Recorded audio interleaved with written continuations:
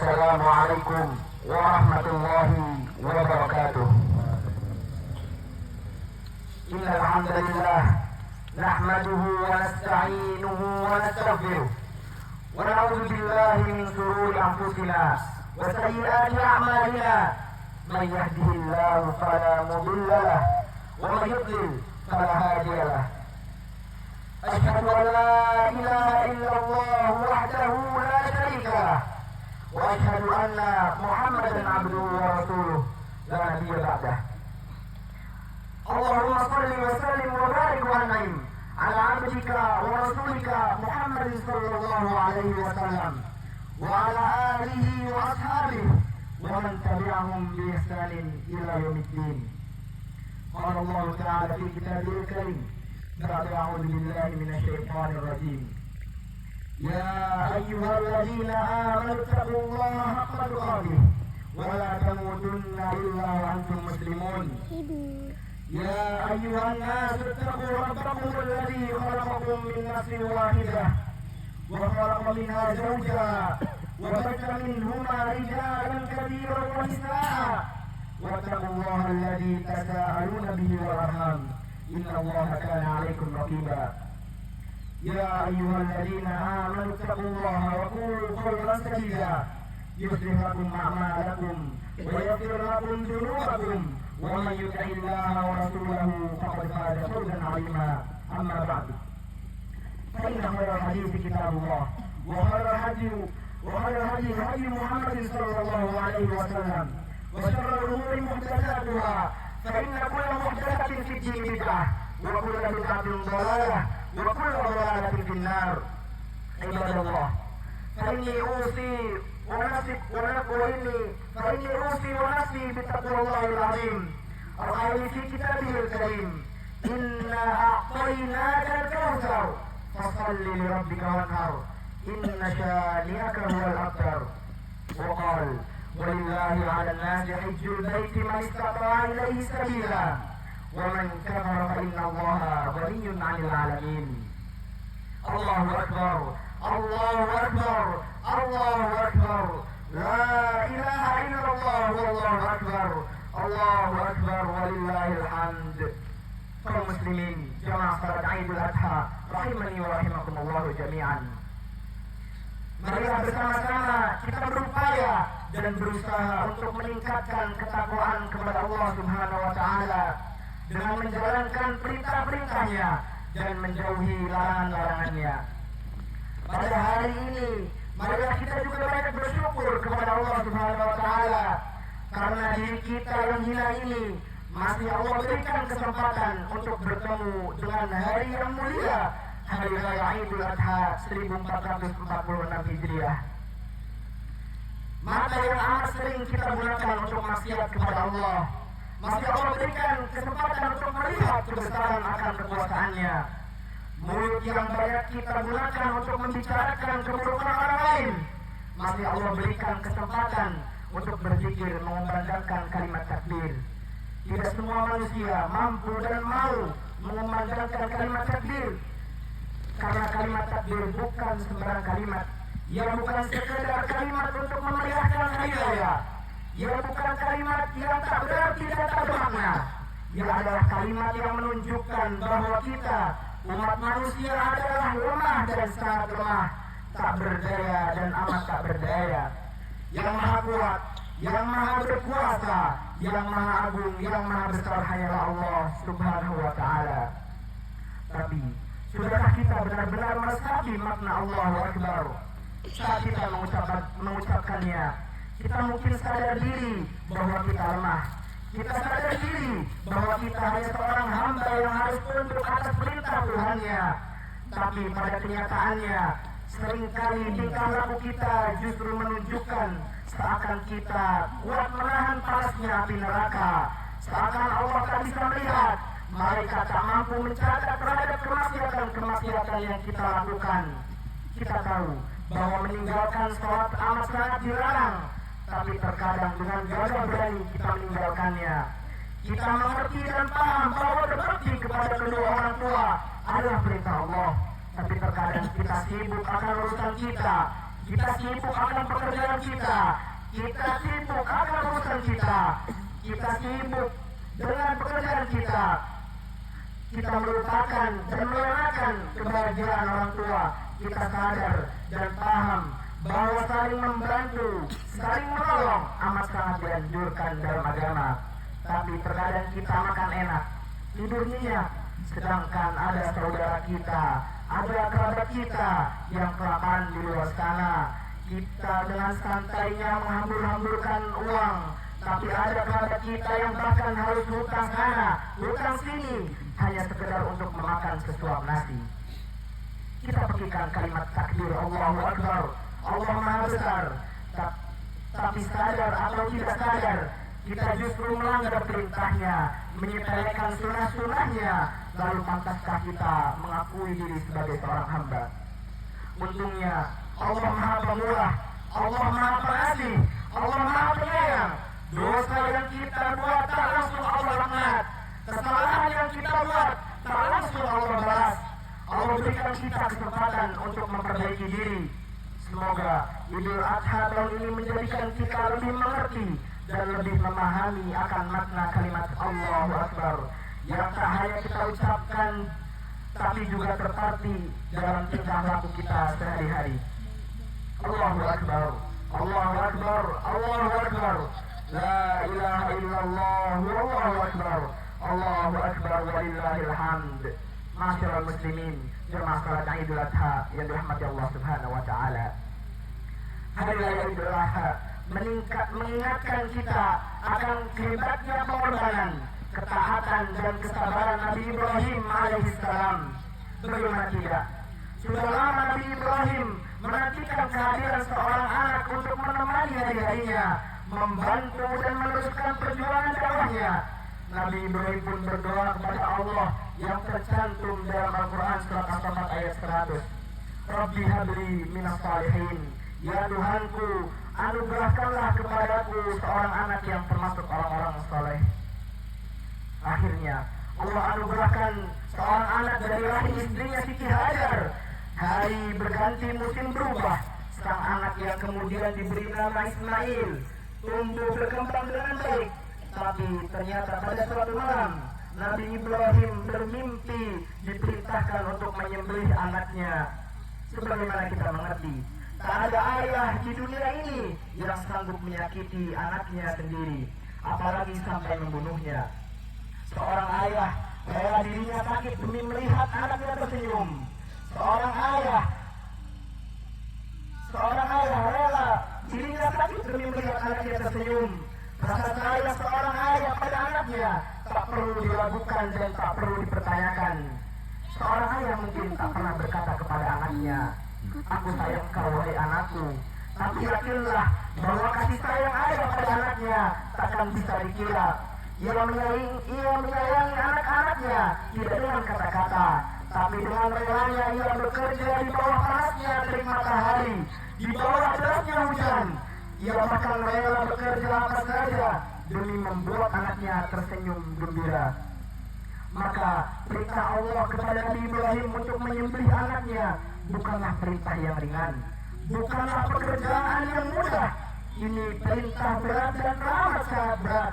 Tapi ketika Nabi Ibrahim yakin bahwa perintah menyembelih anaknya benar-benar perintah dari Allah Subhanahu wa taala, tanpa ragu ia berkata kepada Ismail kecil, "Ya bunai, inni ara fil manam anni adbahuka fanzur madza tara." Wahai anakku, sungguh aku bermimpi bahwa aku menyembelihmu, pikirkanlah bagaimana pendapatmu. Ismail kecil saat itu berusia 7 tahun. Ada juga berpendapat yang mengatakan 13 tahun. Tapi Ismail kecil bukanlah seperti anak seusianya, bukanlah seperti anak sebayanya. Imannya kuat, pendiriannya kokoh.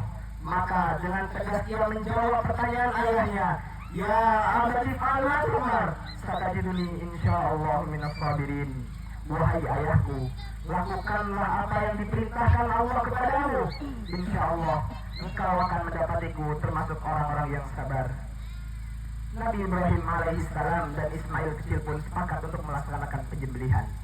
Menjelang detik-detik penyembelihan, di saat penuh kesedihan, Ismail kecil berkata dengan penuh keikhlasan, "Ya abadis putribati, hatta la atorik, wakufani taubaka hatta la yatanasar alaiha syai'un min dami, fatarahu ummi fatahzan, wa asri marra sikini ala halki liyakuna ahwana lil mauti alaih, fa idza ataita ummi, faqra alaiha salama minni."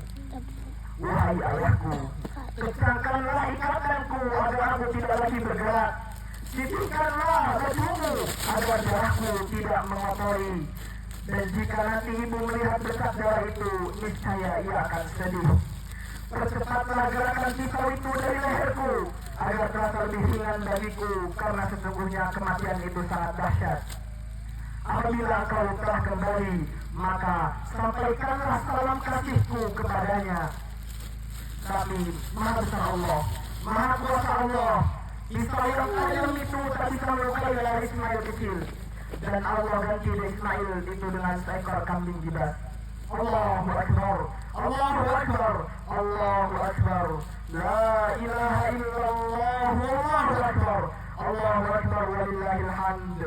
Kaum muslimin, jamaah rahimani wa rahimakumullah. Ada beberapa hikmah yang bisa kita ambil dari kisah Nabi Ibrahim alaihissalam dan Ismail kecil di atas. Yang pertama, bahwa dalam beragama kita harus mau berkorban untuk menjalankan perintah Allah Subhanahu wa taala. Nabi Ibrahim dengan penuh keikhlasan dan kesabaran mengorbankan anak-anak semata wayangnya. Memang kita bukan Nabi Ibrahim, kita tidak sehebat Nabi Ibrahim, kita tidak semulia Nabi Ibrahim, tapi kita sama-sama hamba Allah, sama seperti Nabi Ibrahim. Kita punya kewajiban untuk menjalankan perintah Allah Subhanahu wa taala. Allah tidak meminta kita untuk mengorbankan anak kita. Allah tidak meminta kita untuk mengorbankan putra kita. Setiap harinya kita hanya perlu mengorbankan beberapa menit saja untuk istiqamah melaksanakan salat 5 waktu berjamaah di masjid bagi kaum pria. Dalam setiap minggunya kita hanya diminta untuk mengorbankan beberapa menit saja agar kaki kita melangkah, agar kaki kita ini melangkah, tangan ini kita ayun, badan ini kita gerakkan menuju rumah Allah untuk melaksanakan salat Jumat berjamaah.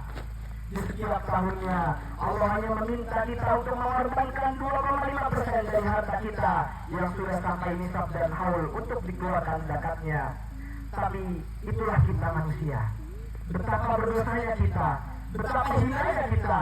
Seringkali sholat yang hanya beberapa menit kita sepelekan, bahkan kita tinggalkan. Zakat mal yang hanya 2,5% tidak kita hiraukan. Kita sadar dan paham bahwa hidup ini takkan lama, bahwa nafas ini kan berhenti, bahwa alam kubur telah menanti. Tapi justru seringkali kita malah tergoda akan keindahan duniawi. Kita sibuk membangun rumah, kita sibuk meluaskan kebun, kita sibuk memperbanyak kendaraan. Setelah harta kita dapatkan, setelah kesuksesan kita raih, setelah kebahagiaan dunia kita dapatkan, kita akan berpikir itu semua karena usaha kita sendiri, perjuangan kita sendiri. Allah perintahkan agar harta kita sedekahkan, agar harta diinfakkan, agar harta dizakatkan, agar harta kita dikorbankan. Malah kita enggan, kita merasa sayang, kita banyak berpikir ini dan itu. Padahal semua yang kita miliki adalah titipan semata dari Allah Subhanahu wa taala. Ya Allah, kami sadar kami umat penuh dosa, tapi ya Allah kami juga sadar tak ada di antara kami yang kuat menahan pedihnya siksaanmu dan panasnya api neraka.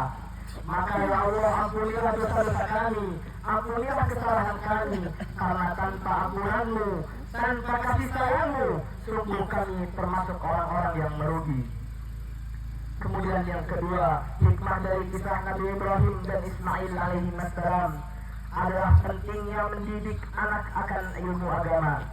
Kita bisa melihat betapa Ismail kecil menjadi penguat ayahnya untuk menjalankan perintah Allah. Ismail kecil tak takut akan tajamnya pisau, tak takut akan derasnya darah mengalir, tak takut kehilangan nyawa. Dia lebih takut akan murka Allah jika perintah Allah tidak ia kerjakan. Kaum muslimin rahimakumullah, saat ini menjadikan anak yang paham agama dan yang mampu melaksanakan perintah agama bukanlah hal yang mudah. Tapi sesulit apapun dan sesusah apapun itu, mendidik anak sudah menjadi kewajiban orang tua. Seorang anak bisa membawa kita ke surga, tapi seorang anak juga bisa menjerumuskan kita ke dalam neraka. Seorang anak lahir di dunia dalam keadaan suci tanpa dosa. Pertumbuhannya sangat amat tergantung dengan bagaimana orang tua mendidiknya. Jangan sampai kita sibuk mencari harta, jangan sampai kita sibuk akan kehidupan dunia, lalu melupakan pendidikan agama anak kita. Seorang anak yang dipaksa untuk belajar agama, seorang anak yang dipaksa untuk menjalankan perintah Allah, saat ini mungkin ia mengeluh, saat ini mungkin ia menangis, tapi yakinlah pada saatnya ia akan bahagia, dan pada saatnya ia akan mengucapkan terima kasih kepada kedua orang tuanya yang telah memaksa dirinya untuk belajar ilmu agama dan mengamalkannya. Begitu juga dengan orang tua. Pada saatnya nanti orang tua takkan bangga dengan harta sang anak. Pada saatnya nanti orang tua takkan bangga dengan kedudukan sang anak, dengan jabatan sang anak. Tapi orang tua akan bangga, orang tua akan bahagia, orang tua akan senang ketika sang anak di sela-sela kesibukannya menyempatkan diri untuk tetap menjaga salat 5 waktu, menjalankan perintah agama dan menjauhi larangannya. Di sela-sela kesibukannya, tak lupa juga ia mengunjungi orang tuanya, mendoakan orang tuanya, merawat orang tuanya. Semoga Allah karuniakan kepada kita semua untuk ditakdirkan menjadi anak-anak yang saleh, memahami ilmu agama dan mengamalkan sepanjang hidupnya. Kaum muslimin rahimani wa rahimakumullah jami'an.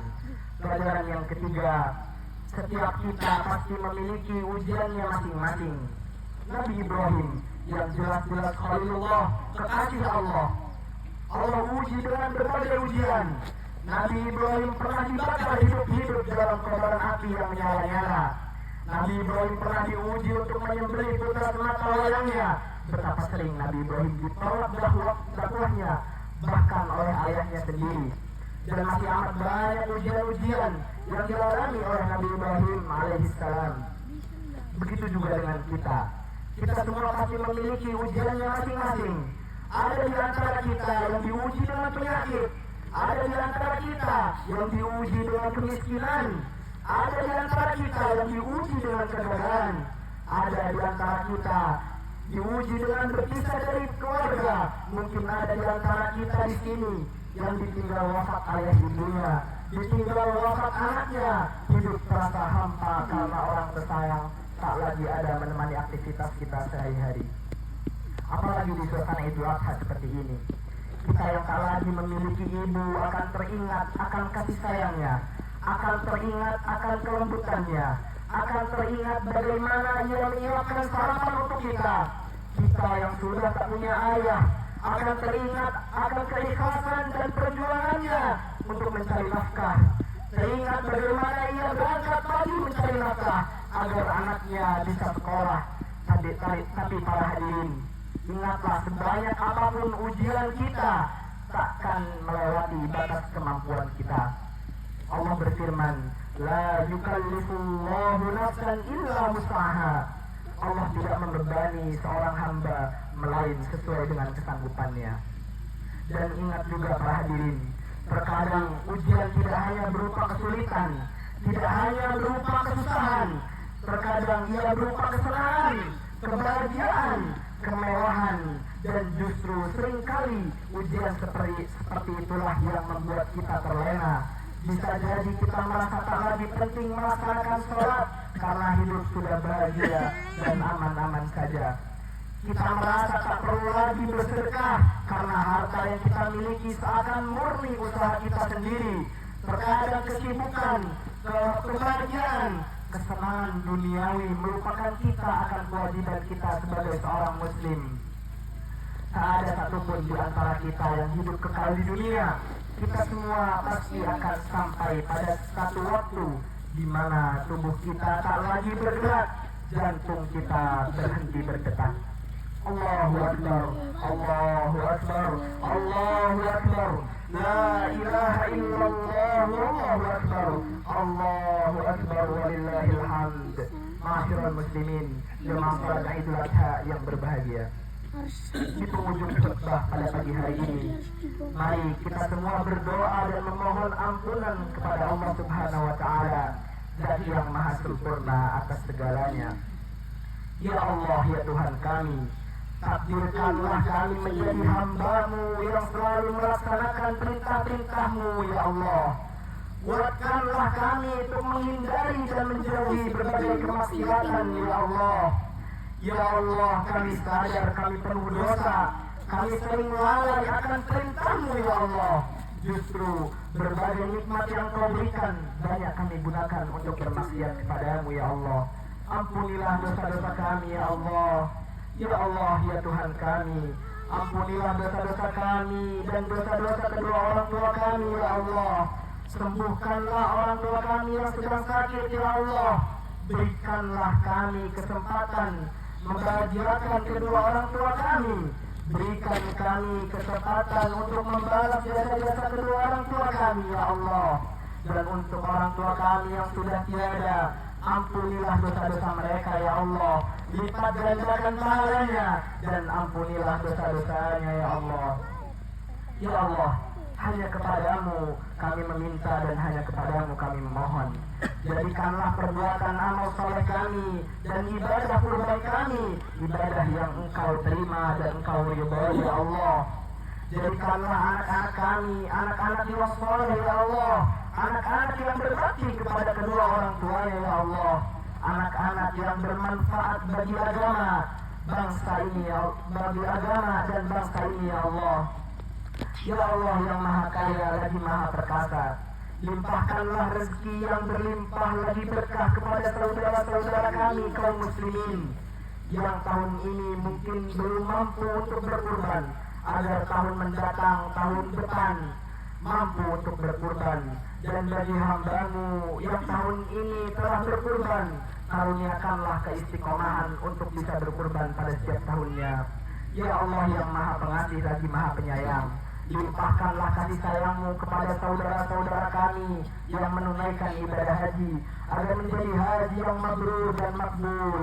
Ya Allah yang maha pemberi hidayah, berikanlah hidayah-Mu kepada hamba-Mu ini, ya Allah, agar kami mampu meneladani Nabi Ibrahim dan Nabi Ismail alaihi wassalam dalam mencintai-Mu, ya Allah, melebihi cinta kami kepada segalanya, mentaati-Mu, ya Allah, dengan ketaatan tak terbatas, dan menjadi anak yang soleh dan sabar. Ya Allah yang maha pengampun, ampunilah dosa-dosa kami, ya Allah. Ampunilah dosa ibu bapak kami, ya Allah. Sayangilah mereka sebagaimana mereka menyayangi kami di waktu kecil, ya Allah. Dan kumpulkanlah kelak kami di surga-Mu yang tertinggi, Jannatul Firdausil A'la. Amin, Allahumma amin. Qala Allah Ta'ala fi kitabihil karim, Inna Allah wa malaikatahu yusalluna 'alan nabi, ya ayyuhalladzina amanu sallu 'alaihi wa sallimu taslima. Allahumma ighfir للمسلمين والمسلمات والمؤمنين والمؤمنات الأحياء منهم والأموات إنك سميع قريب مجيب الدعوات يا قاضي الحاجات. اللهم أعنا على ذكرك وشكرك وحسن عبادتك. اللهم يا مقلب القلوب ثبت قلوبنا على دينك، ويا مصرف القلوب صرف قلوبنا على طاعتك. اللهم اكفنا بحلالك عن حرامك واغننا بفضلك عمن سواك.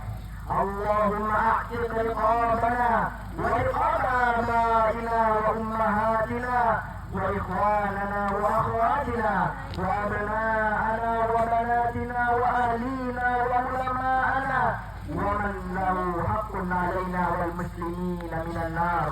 اللهم اشف مرضانا، اللهم اشف مرضانا، اللهم اشف مرضانا ومرضى المسلمين، وارحم موتانا وموتى المسلمين يا ارحم الراحمين. ربنا اغفر لنا ولإخواننا الذين سبقونا بالإيمان ولا تجعل في قلوبنا غلا للذين آمنوا ربنا إنك رؤوف رحيم. ربنا هب لنا من ازواجنا وذرياتنا قرة اعين واجعلنا للمتقين اماما ربنا آتنا في الدنيا حسنة وفي الآخرة حسنة وقنا عذاب النار وصلى الله على نبينا محمد وعلى آله وصحبه ومن تبعهم بإحسان إلى يوم الدين وآخر دعوانا أن الحمد لله رب العالمين. Selamat Hari Raya Idul Adha 1446 Hijriah. Taqabbalallahu minna wa minkum.